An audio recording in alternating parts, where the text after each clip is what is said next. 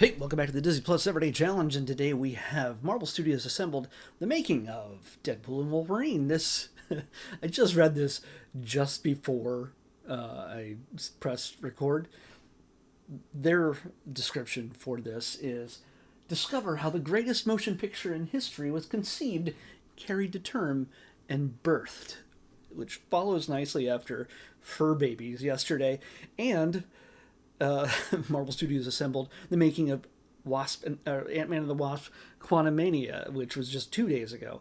So yeah, this is a great culmination of those two things, sort of mashed together. Speaking of which, Deadpool and Wolverine mashed together for the first time in this movie, and so here we have a making of pretty much almost everything that gets put on Disney Plus eventually, even from the Marvel Cinematic Universe, gets its own documentary. This one runs about 59 minutes long. Of course, it came out last year after the movie was released. Well, after the movie came to Disney Plus, a few months after the movie broke all sorts of box office records.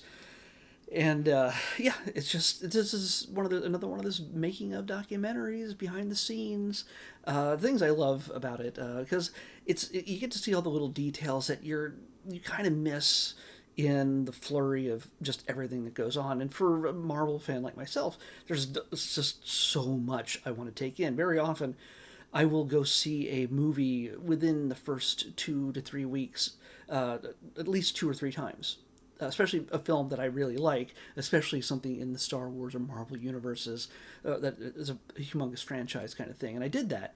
I saw it while at Comic Con last summer because they released it during Comic Con. They're doing that with the Fantastic Four this year too. So watch for a drone show afterwards outside. I'm pretty sure it's the same week as Comic Con. Yeah. But so we get, of course, all the actor talk of like, oh, we decided to do this. This is our choice, and we wrote this for this reason. But there's a lot more to this, only because you're not just making another superhero movie or an action movie or genre movie. It's got to be a comedy, and a specific kind of comedy, a specific kind of humor that Ryan Reynolds understands, especially along with his buddy who directed this, Sean Levy, who is doing, I saw it Star Wars Celebration a few weeks ago. He's doing the Ryan Gosling. He's working with Ryans a lot. He's doing the Starfighter movie for Star Wars next. So that's cool. You get to see these guys, of course, along with Hugh Jackman, primarily. These three are on the screen for a bunch of the time. But we also get to see the special guest appearances. And I'm going to spoil some of this stuff. It's the biggest movie of last year, pretty much. So if you haven't seen it, it pretty much means that you're you're not really that concerned with seeing it. It's on Disney Plus, and if you're watching me talk about a documentary about a movie you didn't see or care to see, who cares if I spoil things for you? Go see, just watch the movie on Disney Plus first, then watch the documentary. Then you can listen to me babble on about this stuff if you want. But so basically, you get to see behind the scenes stuff with Channing Tatum and Wesley Snipes and Jennifer Garner and Daphne Keane and Chris Evans and all the guest appearances that you see throughout this. We don't get anything from Henry Cavill, but that scene is referenced in this. So yeah, there's just so much, and so much packed into this. So much little scenes, outtakes, different points of view. I think there's even a shot of Blake Lively wearing the Deadpool costume without the mask on. Just briefly, I missed it unless it was a stunt person. I just saw blonde hair and no mask, so I didn't bother rewinding. So yeah, also Emma Corrin, who plays Cassandra Nova. It just, yeah. You get all the actor stuff. You get all I didn't necessarily know what I was going into. I didn't really read the comics, but I figured I'd join this, or I'm coming back to this character after so long. This is a character that's part of me. Those kind of conversations that you'd normally expect for these kind of documentaries. But you also get, like I said earlier, when it comes to writing this thing, Rhett Reese and Paul Wernick, And I think there's 13, there's like 15 writers. Zeb Wells, who's basically did a lot of Marvel comics before he moved on to writing films and such. Uh, okay, they count Rob Liefeld, Fabian Nicieza. I never said his name right. I've only said it in my head. Len Wein, John Romita Sr., Herb Trimpe, Roy Thomas. These are guys who are all creators of Wolverine and Deadpool. So, yeah, they reference Joe Simon, Jack Kirby, and Frank Miller, and so yeah, for basically anybody who's ever created a character for the Marvel universe, they get credited as a writer. Even though none of them wrote this movie, and some of them aren't alive anymore. So whatever. But yeah, the main people weigh in on the burden balance of just making a movie that works, and they talk about some of the very very very weird alternate ideas of what they could have done with the film. They could also be making this stuff up to BS us, but they don't give Ryan Reynolds the opportunity to describe most of those options. They leave serious, regular people who might not lie to us. I'm not saying Ryan's lying to us, but when you hear him talk about some strange alternate takes of what might have done with this film, you kind of wonder if he's just joking, because he's a funny guy. So it's there's you get to see a number of alternate what could have happened in this movie had Hugh Jackman not come on board and said, you know what, I'm going to bring Logan back. I'm happy to bring Logan back. Let's do this. So, yeah, it's most of this is it's a documentary about friendship. You get Sean Levy and Hugh Jackman and Ryan Reynolds talking most of the time about how much they love working together and how they found each other and recommended each other and now want to do movies together all the time as bestest buddies. Whether we'll ever see Deadpool and Wolverine on the screen together again, don't know. But if we ever going to do it, it's going to happen during Secret Wars. It's going to happen in that weird scene where Thor is crying over the body of Deadpool, which was literally lifted from Thor: The Dark World, I think. Yeah, Thor: The Dark World. Which, by the way, they talked about having one of the alternate films, and this has been said before, I think, in some other online thing. At one point, they were going to do a shot-for-shot remake of Thor: The Dark World, at least the first half of the film, as Deadpool 3. Not kidding. Yeah, or at least I'm not kidding. Maybe they were. I don't know who I can trust anymore. So, for me, this is just seeing them talk about making the film and showing how it was made. Of course, all the visual effects, the set design. By the way, the set design.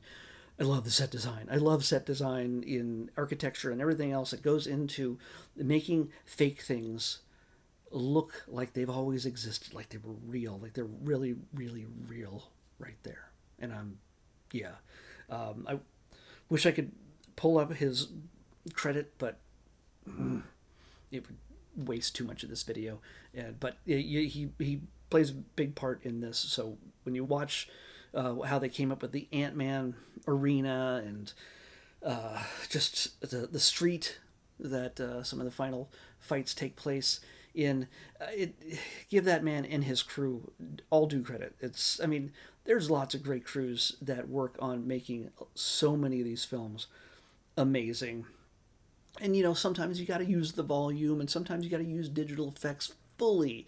You got to go full on George Lucas in the prequels, even though there's a lot of practical sets in those films. Just saying. But there's a lot of this film is not shot in just a bunch of guys walking in front of a blue screen, which is amazing. Practical sets, I would, if I could live in them, I would. This one has so many elements to it, and so many different places yeah, I would I would just sleep there. You know what? Marvel invite me to one of your sets for one of your future films, and I'll just have a sleepover in one of the sets. That's all I want to do. That's all I want to do.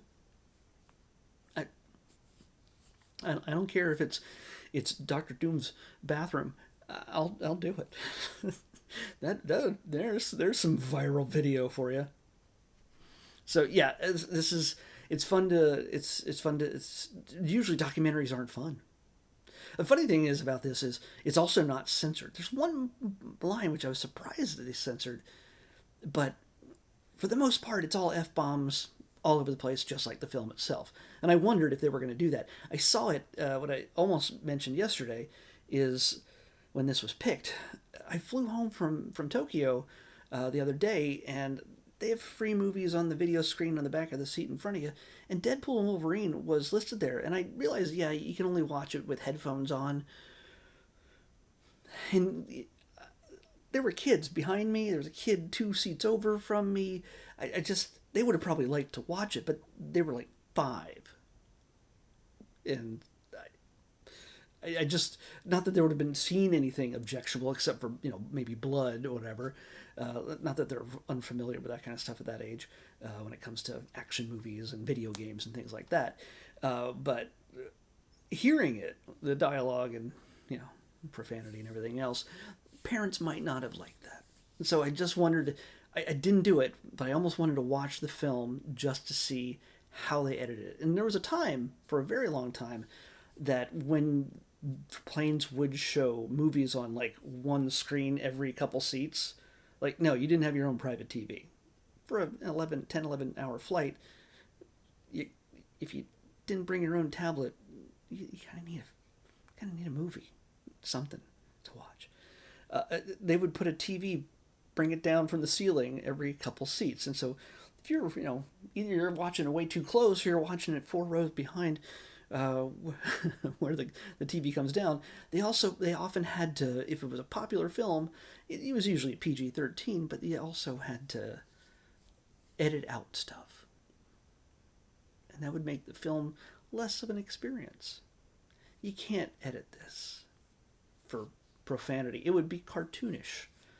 It's like watching snakes in a plane on a plane. Yeah, you can't cut out the line. Just Samuel L. Jackson has to say that. It's like watching Pulp Fiction on a plane, censored. By the way, there are videos out there that show what those censored for TV or censored for planes looks like. Although they wouldn't put Pulp Fiction on TV. I don't know. I'm on a tangent, and I'm sorry. Sorry. I'm not Canadian. I'm sorry, but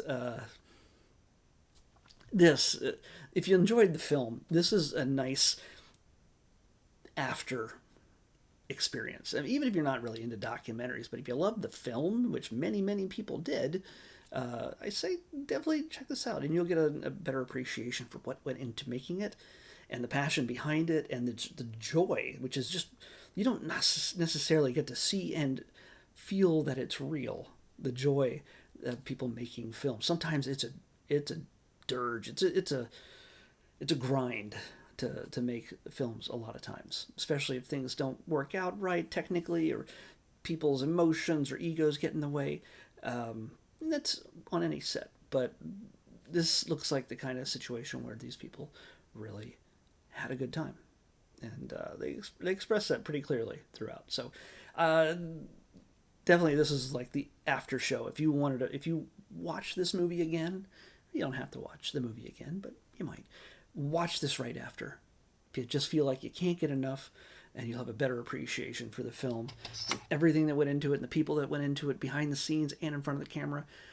It's just dang fun.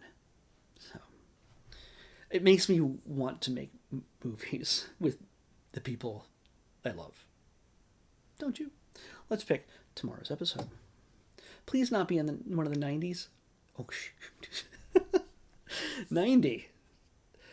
Okay. We got into the L's and no more Marvels. I just, not that I don't want to see them. It's just I did 2 in the last 3 days. Still, this does fall under the red color, which is documentaries or realities or live action type of things. But this is definitely a documentary. This is Lost Treasures of Rome. I have a feeling this is a one-off, not a series, but you never know. It's a big deal. Rome's a big deal. Yeah. Lost Treasures of Rome is what we're watching next on the Disney Plus Everyday Challenge. I will see you back here tomorrow with that.